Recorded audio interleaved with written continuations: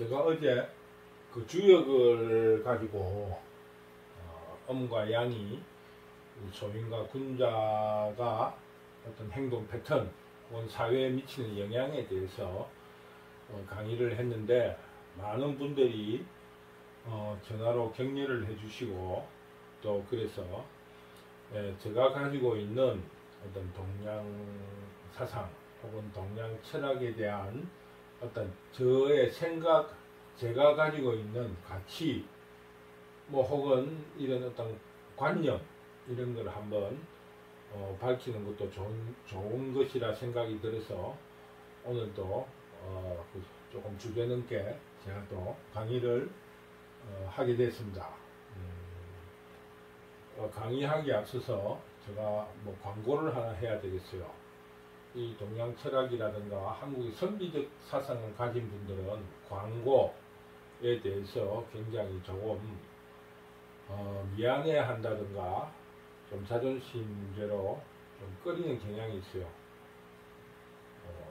다 산은 산이요, 물은 물이요, 혹은 주머니 속에 송곳으로 아는 사람은 다 안다는 식으로 광고를 그렇게 크게 관심을 가지 않습니다. 그러나 현재 사회에는 이 자기 PR 시대라고 하니까 광고가 필요한 것 같아서 저도 말씀을 드리는 겁니다.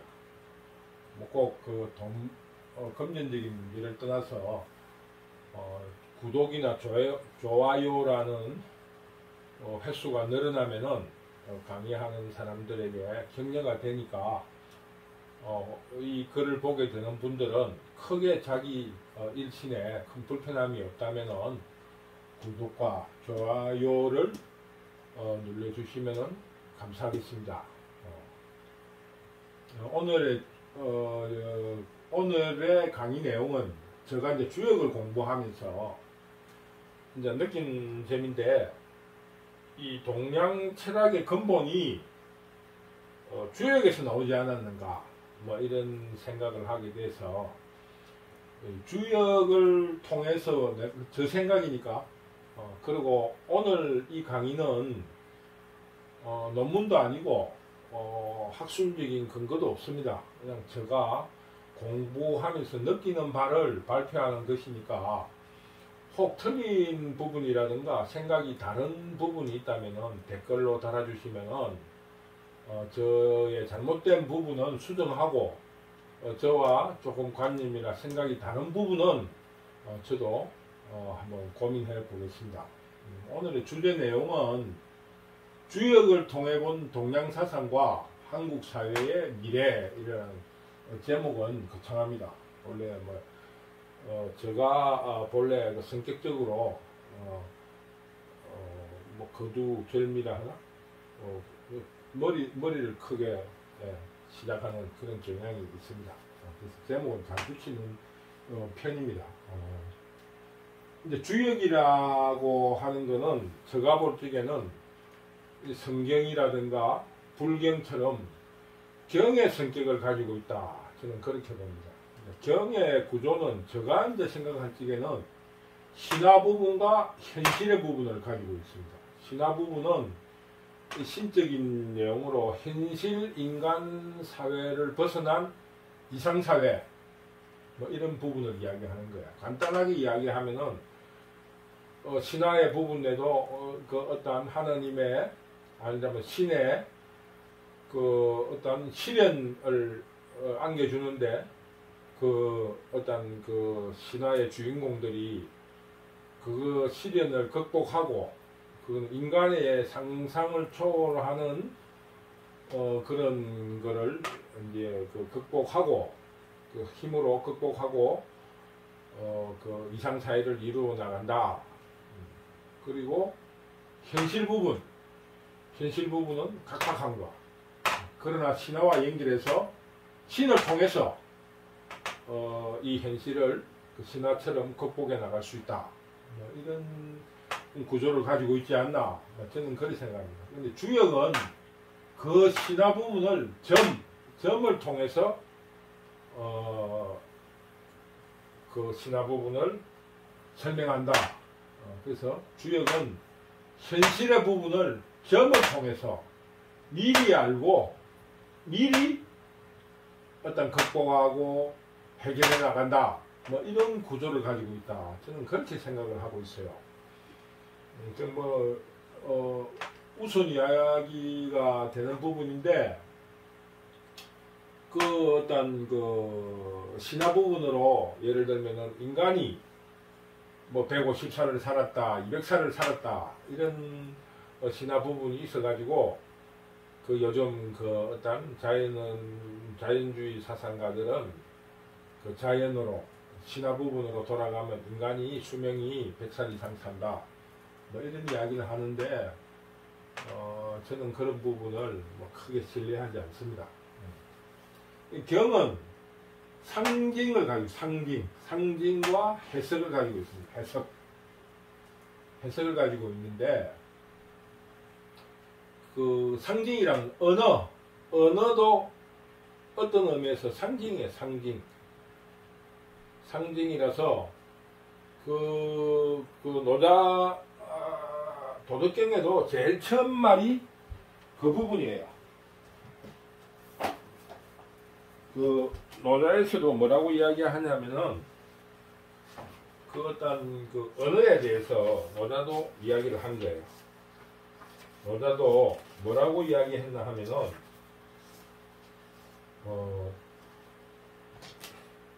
도가도 비상도 도라고 하는 것은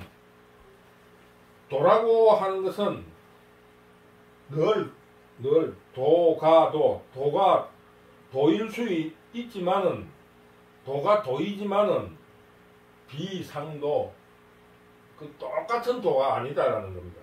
그러면서 이야기하기를 명가명 비상명 그러니까 이름이 정해지지만 늘 같은 이름이 아니다. 명가명 비상명 제 1장 첫 구절입니다. 그 이름 언어가 딱 붙여지는 그 순간에 그 상징화돼 버리는 겁니다. 상징. 그러니까 그 본질이 본래 있는 거예요. 산이면 산, 강이면 강. 산이면 산이라는 이런 형상이 있습니다. 근데 그거는 보는 사람마다 그 산을 다르게 봅니다. 각자 자기 어떤 관념이라든가 기분, 그날따라 그때 다르게 그 산을 봅니다. 그러나 산이라는 이름이 붙여지면은 그 산이라는 그 이름 속에 갇혀버리는 거예요. 그런데 그 산이라는 거는 이름 그 속에 있으면서 보는 그 사람마다 또 완전히 다른 거예요. 그러나 그 산이라는 그 언어, 상징 속에 갇혀버린다. 뭐 저는 그렇게 생각하는 겁니다. 그래서 언어 자체에도 해석이 있습니다. 언어 자체에도 해석이 있을 수가 있어요. 그리고 두 번째 경에는 어떤 사건이라든가 사물에 대한 그 상을 묘사하면서 그 던지고자 하는 메시지를 가지고 있습니다. 그러니까 경에는 두 가지의 어떤 해석의 어려움이 있는 거야. 언어 자체에도 상징이 들어있고 언어라는 그 자체가 기호이고 상징이기 때문에 그리고 또 뭐 예를 들어서 낙타가 바늘구멍으로 들어간다라든가 뭐 예를 들어서 주역에서 소는 산을 상징한다. 소는 바람을 상징한다. 뭐 이러면은 그 어떤 그 소는 바람을 상징하고 또 그 겸손을 나타낸다. 뭐 이런 상이 있어요. 그러니까 언어에도 상이 해석을 해야 돼. 언어적인 해석도 해야 되겠지만 그 상징에 대한 해석도 해야 하기 때문에 경이라는 거에 대해서는 다양한 그 해석이 있을 수 있습니다. 그래서 주역도 다양하게 해석이 된다. 신과 인간은 어떻느냐? 하느님과 예수, 부처 이렇게 됩니다. 그럼 주역은 어떻게 되어 있느냐? 그러니까 이 경에는 하느님이라 하는 절대적인 존재가 있고 그것을 대리하는 그것을 구현하는 예수와 부처가 있는 겁니다.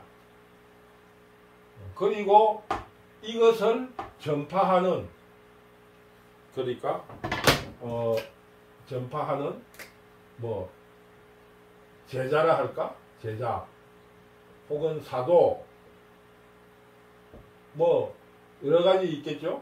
뭐 이렇게 여기서 이 사도가 이 주역에서 말하는 군자라고 할 수 있습니다. 군자. 저는 그렇게 해석해요. 그래서 보통의 경에서 말하는 하나님 혹은 신이라는 것, 신, 절대자, 신 혹은 절대자에 대해서 이 주역에서는 이 천도라고 해요. 천도, 하늘이지. 천도. 그럼 그거를 아는 사람, 성인입니다. 성인. 경에서 말하면 예수, 부처, 이 성인입니다. 성인. 그 다음에 성인의 뜻을 알고 그것을 전파하는 사람이 군자입니다. 군자. 이 주역에서는 군자. 여기서는 뭐 사도. 뭐 여기 조금 확대해서 하면은 뭐 신부님, 목사, 뭐 스님 이런 분들도 제 생각에는 군자와 뭐 같다고 할 수 있다고 봅니다. 그 다음에 대중, 이 소인입니다. 소인. 이 주역에서는 그걸 소인이라고 합니다. 소인. 저는 그렇게 구조를 가지고 있다. 그래서 동양사상이나 뭐 어떤 뭐 성경이나 불경이나 모든 사람들이 이야기를 할 때 전하는 바는 똑같다 그래요. 똑같을 수밖에 없는 거예요. 왜냐하면은 절대자, 뭐 천도, 뭐 하느님 이런 거는 뭐 우주의 그 어떤 법칙이라는 거는 뭐 거의 똑같으니까 뭐 다 같은 이야기를 해줄 수 있는 거예요. 그리고 그 천도를 본받은 그 천도를 전하는 깨달은 예수, 부처, 성인 이 또한 천도가 같으니까 천도를 배웠어요. 또 이 세 사람도 같은 거예요. 그래서 유튜브를 통해서 목사나 스님들의 이야기를 들어보면은 목사님 중에서도 주역을 가지고 이야기하시는 분이 있고 스님들 중에서도 성경을 가지고 부처의 뜻을 전하는 그런 분들도 저도 그 강의를 들어본 적이 있어요. 똑같을 수밖에 없는 거다. 뭐 저는 그렇게 생각합니다. 그리고 그런데 이제 주역에 대한 이야기를 조금 더 이제 해보면은 이 주역은 양과 음을 가지고 해석합니다. 양과 음이 있느냐? 저는 양과 음이 현실적으로 있다 할 수 있어요. 있다 할 수 있다. 있다 할 수 있다. 그러나 주역에서 말하고자 싶어 하는 음과 양은 가설입니다. 가설. 즉 양은 밝고 강건하고 건전하고 뭐 이런 거를 가설로 내세워서 이런 거를 양이라고 하자 뭐 이런 가설입니다. 가설. 저는 그렇게 봅니다. 가설. 그리고 음은 어둡고 음침하고 어떤 순에 대해서 어긋나는 역사 흐름에 대해서 어긋나고 천도를 큰 우주의 흐름을 따르지 않고 자기 이익을 추구하는 그런 부분을 음이라고 하자 이렇게 가설을 내린 겁니다. 가설.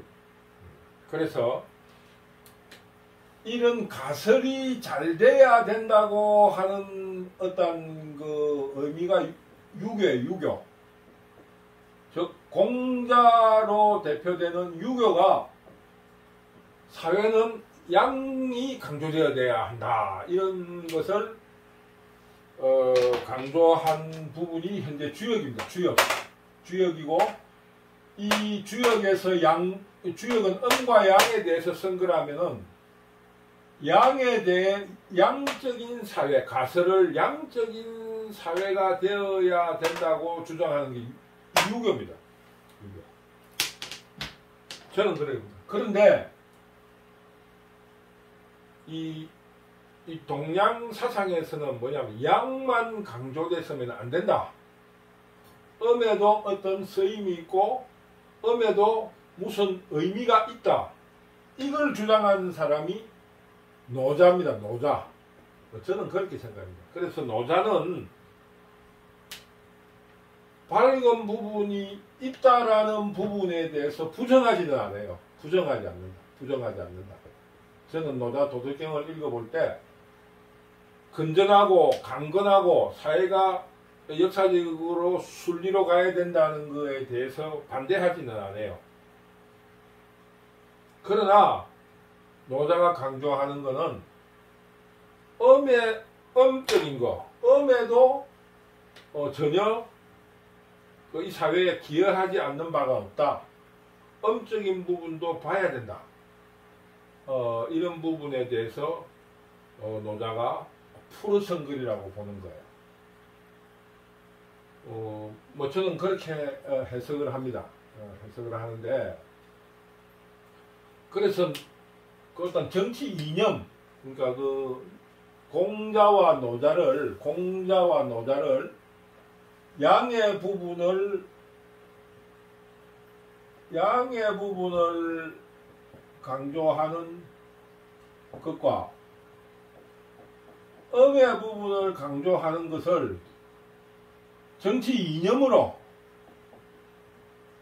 보는 분들도 있어요. 정치 이념으로. 그 부분에 대해서 뭐 그거는 저는 이제 그 설득력이 있는 이야기라고 보는데, 저는 그 유교의 정치 이념을 내세웠던 당시 초창기 시대이라든가 그 노자의 도덕경적인 의미를 정치 이념으로 내세웠던 국가에 도입하는 부분의 도입하는 부분에 대한 국가 사회에 대한 정확한 그 개념이 없어서 거기에 대해서는 조금 더 공부를 해봐야 될 것 같아요. 그런데 이제 그 저는 노자가 절대 그 유교의 그 공자를 부정한 건 아니다. 어떤 보완 뭐 이런 정도로 저는 해석합니다. 그 노자에 대해서 저는 한국의 한 80년대, 70년대, 80년대에 제가 본 책인데, 박안서 작가가 쓴 꼴찌에게 보내는 갈채, 꼴찌에게 보내는 갈채라는 책을 읽은 적이 있어요. 이것처럼 노자가 강조하는 것은 양의 사회에서 성공한 사람에 대해서, 음적인 사람들에 대해서 음에서도 많은 그게 있다. 그 어떤 긍정성이 있다는 것을 주장한 책이다. 저는 그렇게 봅니다. 그래서 공자의 유교나 노자의 도덕경도 똑같이 주역에서 출발을 했는데, 양적인 부분, 건전하고 성공하고 능력을 발휘하는 사람의 사회를 유교라 하면은 노자는 음의 부분을, 주역의 음의 부분을 해석한 사람이 노자다. 저는 그렇게 동양 사상으로서 해석을 하고 있습니다. 그래서 이제 그러면은 동양 사상은 뭐냐? 결국 주역을 통해 본 제 동양 사상은 뭐냐 하면은 양의 부분을 강조한 사람, 건전하고 밝고 강건하고 무찌르고 그 강을 건너 어떤 시련이라든가 그런 게 있을 적에는 강을 건너서 일을 하러 가야 된다. 그런데 일을 하러 강을 건너기는 건너는데 기다려야 된다든가 뭐 이런적인 어떤 의미를 주장하는 게 이 공자 유교라면은 이제 음의 부분, 노자. 음에도 또 비어있는 곳에도 의미가 있다. 왜? 그것은 용, 쓸 수가 있다. 꽉 찬 사람은 쓸 수가 없다. 이미 정해진 사람이다. 고든 나무는 대들보밖에 쓸 게 없자. 그러나 굽은 나무는 용도가 다양하다. 용, 쓰임에 있어서는 노자가 쓰임에 있어서는 음이 더 중요하다. 비어있다. 통이 비어있기 때문에 넣을 수 있다. 넣을 수 있는 통으로서의 역할을 한다. 라는 쓰임이라는 부분으로서 음을 강조한 노자를 중심으로 해서 그 중간계층 다양한 어떤 그 동양사상이 발생되지 않았느냐. 저는 동양사상을 그렇게 봅니다. 그래서 결론적으로 어떤 동양사상에서 말하고 하는 결론은 뭐냐면 중이에요. 중. 거기 공자가 말하는 양을 강조하면서도 그 강조에도 중용, 그 정도가 있다. 중. 불교에서 말하는 중간, 중간에서 본다. 중간. 이 성경에서 말하는 원수를 사랑하라. 원수를 사랑하는 마음이 나는 중이 아닐까 이런 생각이 들 때가 있어요. 그 마음에는 그 원수에 대해서 원수라는 마음이 없어지지 않는데 그 사랑하는 마음, 그것이 저는 그거를 중이라고 봅니다. 중. 그게 중. 그럼 원수를 사랑하는 마음이 중 아닐까요? 사랑하는 사람을 사랑하는 것은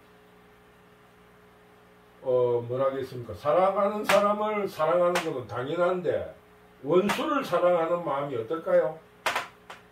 그 속에 사랑이 있을 수 있나? 나는 그게 중이 아닐까 이런 생각을 할 때가 있습니다.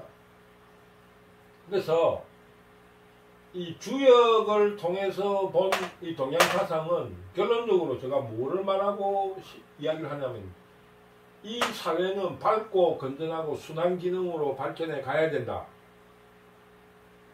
이거에 대해서 동양사상은 긍정을 합니다. 주장을 합니다. 그러나 그 사상에도 중이 있다는 거예요. 중. 그것도 정도가 있다. 뭐 이런 의미로 저는 주역을 읽으면서 느꼈습니다. 그래서 이 동양사상에는 중이라는 것을 우리가 중간이라는 것도 아니고 중용이라는 것도 아니고 중이라는 것에 대한 해석이 어렵고 또 그거를 깨닫는 게 뭐 저도 굉장히 어려운 부분인 것 같아요. 중이 뭔가 그래서 아직도 저도 정확하게 그 동양정에서 말하는 중이라 불교에서 말하는 중 이 부분에 대해서는 저도 아직 확실한 개념을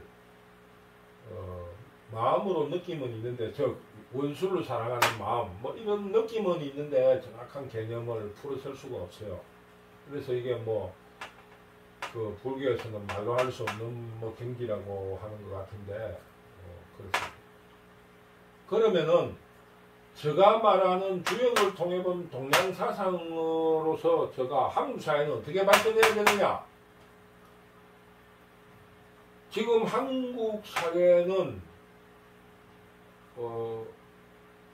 쉽게 말하면은 많은 사람들이 이야기를 하고 있습니다만은 극적이다. 한국 사회는 극적이다. 극이라는 뭐냐? 양으로 말하면은 지나치게 양적인 부분을 이야기하고 음으로 말하면은 지나치게 음을 이야기하는 겁니다. 그래서 간단하게 말해서 양으로만은 이 사회가 이루어져 있지도 않고 주역에도 양으로 이루어진 사회가 중천 넘게밖에 없어요.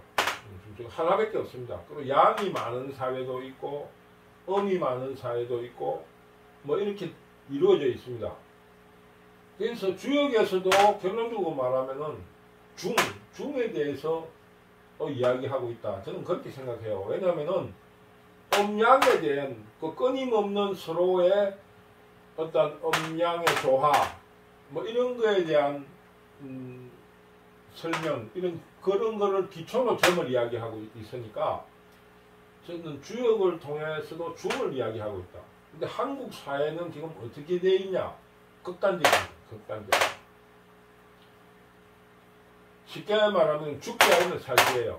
뭐 예를 들어서 요즘 일어나는 일입니다면은 뭐 애통한 일이기는 한데 세월호라든가 이태원에서 일어난 할로윈 사건이라든가 사고라든가 이런 걸 보면은 뭐 유가족들이 잘했다 못했다 이런 걸 떠나서 죽기 살기예요. 이제 죽는다. 뭐 법이고 뭐고 아무것도 없어. 그리고 그 바라보는 정부나 권력이나 공동체도 그거를 잘했다, 이게 심하다 이런 의미가 없이 저 사람 죽기 살기냐니까 모두 관용으로 보고 있어요. 이거 잘못된 겁니다. 이 중이라는 거를 벗어난 거예요.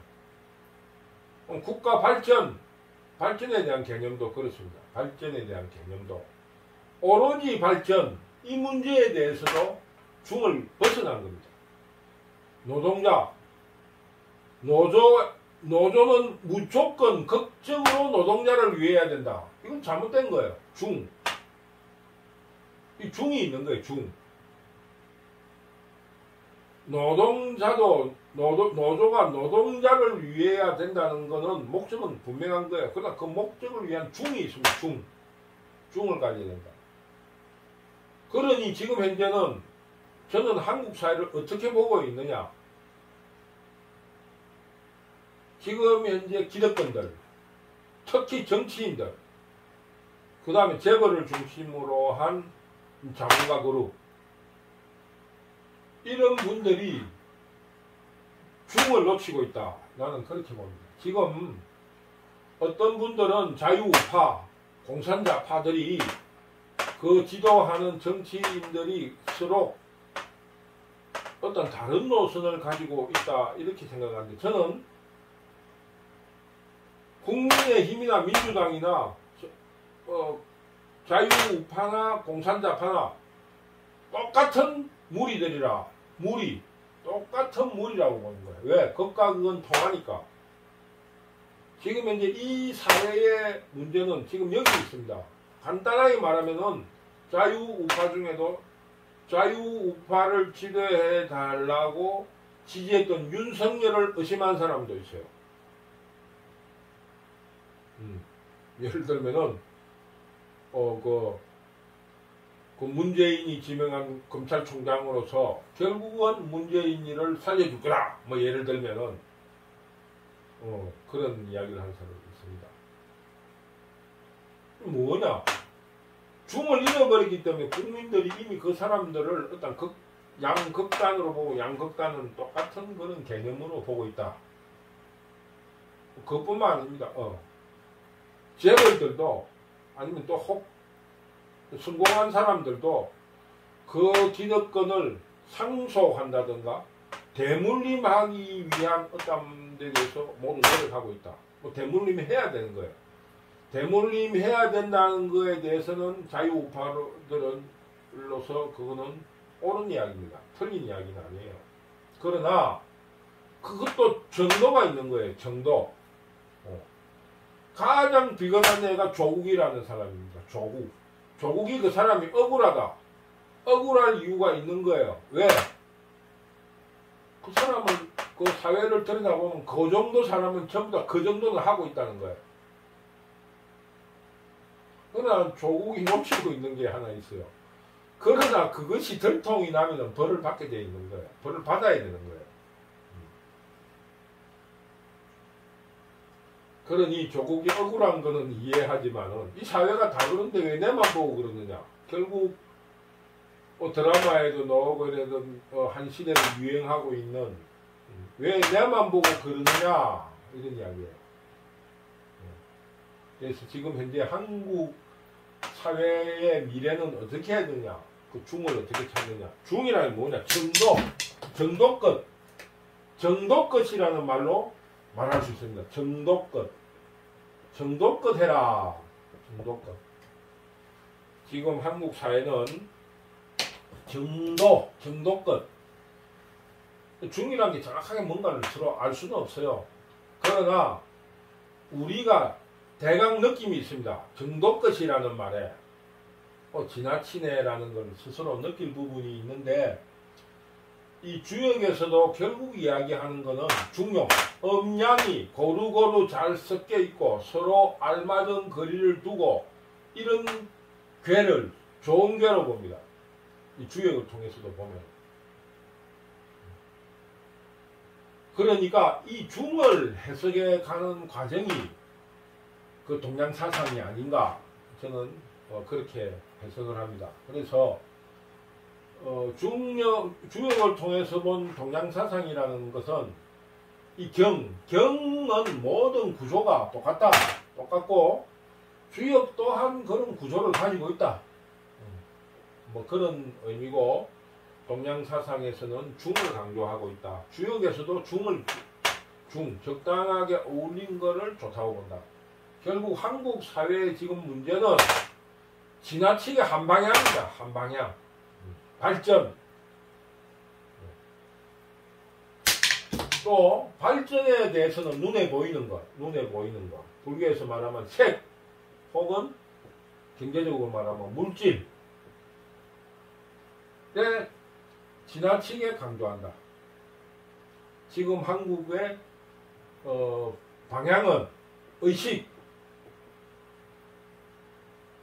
선진화를 이루어야 된다. 의식의 선진화에 대해서 모두가 고민해야 된다. 뭐 저는 오늘의 결론은 이 한국 사회의 미래도 결국은 동양사상에서 말하는 앞서간 사람은 관용, 베풀고, 처진 사람은 앞선 사람을 따르면서 그들을 존경해야 존경. 그 속에 중이 삭트는 거다. 그런 내용을 가지고 오늘 강의를 했습니다. 왜냐하니까 어제 이제 유튜브로 올랐는데 많은 분들이 전화를 주셨어요. 뭐 그런 거 종종 하라고. 뭐 저는 그만한 깜냥이라 할까 지식은 없고, 뭐 많은 분들이 저에 대해서 생각을 하셨기 때문에 이런 강의를 통해서 저의 어떤 그 깜냥이라든가 제가 가지고 있는 가치관에 대해서 조금 발표를 해야 되겠다. 뭐 개인적으로 일일이 뭐 이렇게 저렇게 이야기하기도 그렇고 해서 또 저를 사랑하는 분들에 대한 예의인 것 같아서, 저는 이 동양 사상이나 대체적으로 가지고 있는 경들에 대해서 경에 대해서는 뭐 이런 구조를 가지고 있고, 대체로 이 중을 강조하고 있다. 뭐 저는 이렇게 해석을 해봤습니다. 그래서 중이란 게 뭐냐, 이런 게 이 원수를 사랑하는 마음, 이게 중이 아닐까. 사랑하는 사람을 사랑하는 것이 아니라 원수를 사랑하는 마음, 이것이 한국 사회가 가져가야 되는 어떤 그런 미래가 아닐까. 극단적인 거에서 좀 해방되자. 그리고 지나치게 한쪽 방향을 내다보지 말자. 결론은 뭐냐?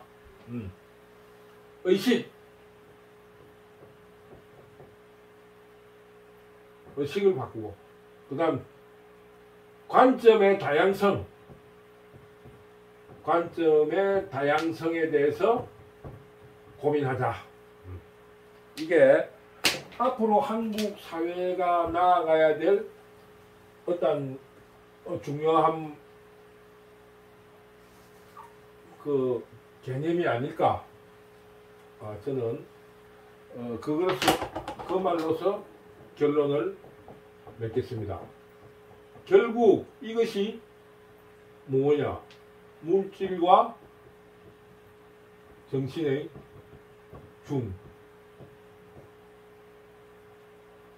관점의 다양성을 통한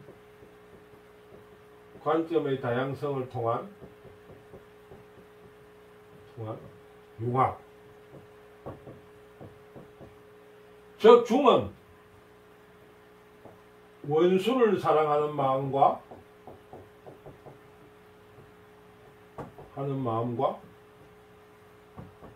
융합, 이 두 가지가 아닌가, 저는 그렇게 생각합니다. 뭐 짧은 지식을 가지고 저를 사랑하는 사람에 대한 답변 형식으로 강의를 하게 됐는데 여러 가지 위협한 부분이 있습니다만은 순전히 제 생각을 밝히는 시간이니까 좀 더 열심히 해보도록 하겠습니다. 네, 감사합니다.